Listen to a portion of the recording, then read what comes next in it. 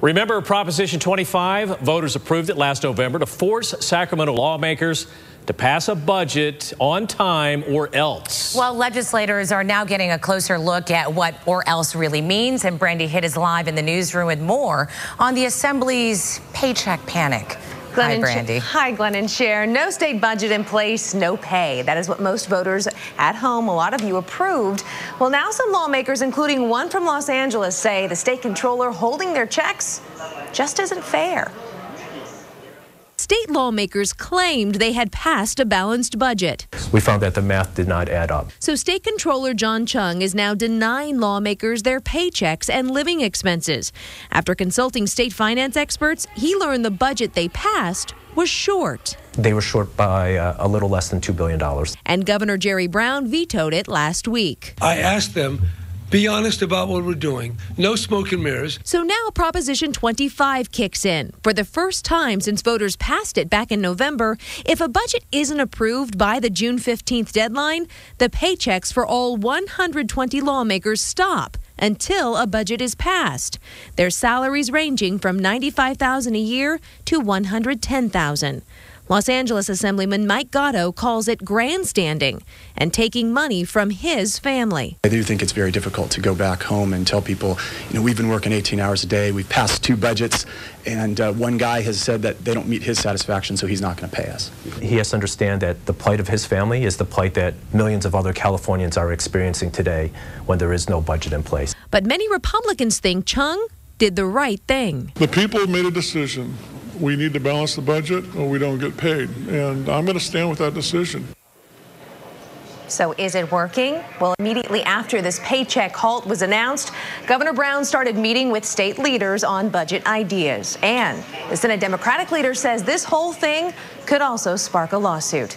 Live in the newsroom, Brandi Hitt, KTLA 5 News. Cher, back to you. All right, Brandi. All right. Thank you. Well, you know what? You just can't get your teeth their whitest. You might actually be suffering from something called bleachorexia. Yeah, bleachorexics want a healthy-looking Snow White smile, but in the process, they are damaging their teeth.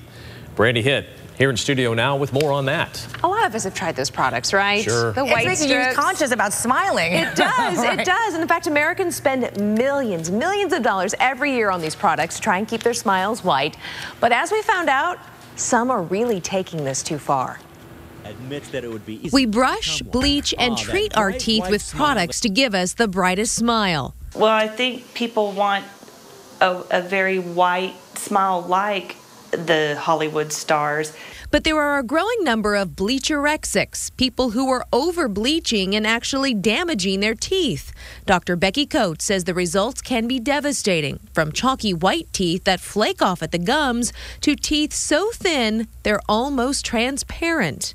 Or sometimes you can see people, their teeth are actually have lost the whiteness and they turn gray because they've lost the enamel. That's in a very extreme case. Once the enamel is gone, it's too late. Angela Joseph has bleached her teeth for 15 years. Her front tooth is a crown, so she bleaches the rest to match. Now, she's not a bleachorexic, but she understands the obsession. Yes, I could see how that could happen very easily. It's usually the people that get into trouble that are going through boxes and boxes of white strips.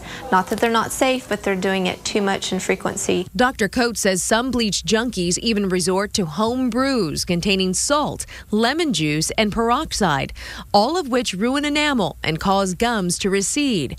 And she adds, over-bleaching will not give you that brighter than bright Hollywood smile.